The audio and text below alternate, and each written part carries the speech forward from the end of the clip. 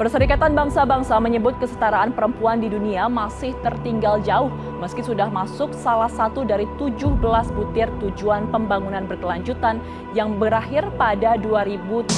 Ya, pemirsa, kita patut berbangga ketika banyak riset yang menyebutkan Indonesia berpotensi menjadi negara dengan tingkat ekonomi terbesar ke-7 di dunia pada tahun 2030 atau sekitar 7 tahun lagi. Dan target ini bisa sangat tercapai jika para perempuan Indonesia semakin berperan aktif di sektor masing-masing, termasuk juga di sektor perekonomian.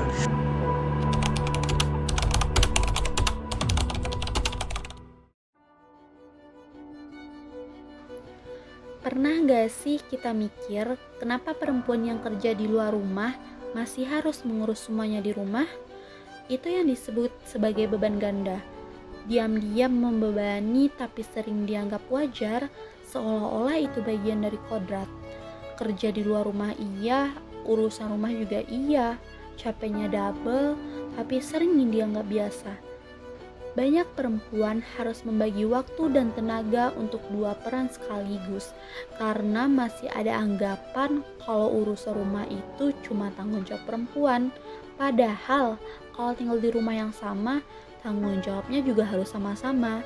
Kalau terus begini, potensi perempuan jadi nggak maksimal dan dampaknya bukan cuma ke mereka, tetapi ke perkembangan kita sebagai masyarakat. Itulah kenapa pertumbuhan ekonomi harus disertai dengan kebijakan yang berpihak pada perempuan.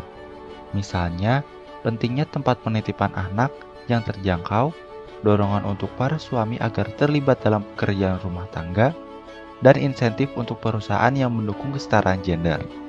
Tapi masalahnya bukan cuma di beban sosial. Di lapangan masih banyak juga tantangan soal regulasi. Memang, Undang-Undang Ketenagakerjaan Nomor 13 Tahun 2003 sudah mengatur hak perempuan, seperti cuti haid dan cuti melahirkan. Tapi kenyataannya, implementasinya masih jauh dari ideal.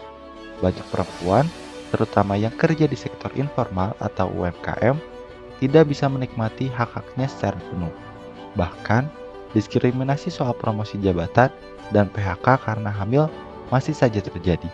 Jadi, regulasi aja nggak cukup.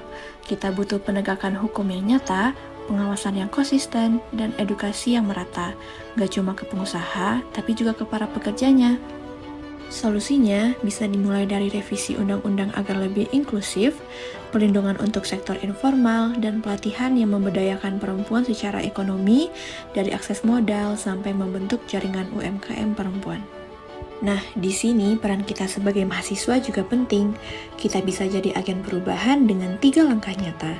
Pertama, bantu sebarkan pemahaman tentang hak-hak pekerja perempuan. Kedua, ikut mengawal dan mengadvokasi kebijakan yang lebih adil. Dan ketiga, bikin program-program pemberdayaan kayak pelatihan usaha kecil, mentoring, atau kolaborasi komunitas.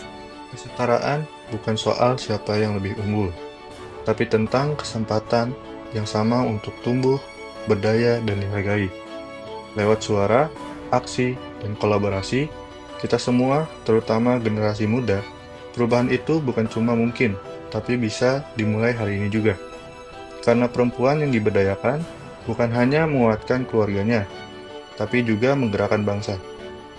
Dengan gabungan antara pengetahuan, kesadaran, dan aksi nyata, kita bisa bantu wujudkan kesetaraan gender yang nggak cuma ada di atas kertas, tapi juga terasa di kehidupan nyata. Karena ketika perempuan diberi ruang yang setara, semua orang bisa tumbuh bersama.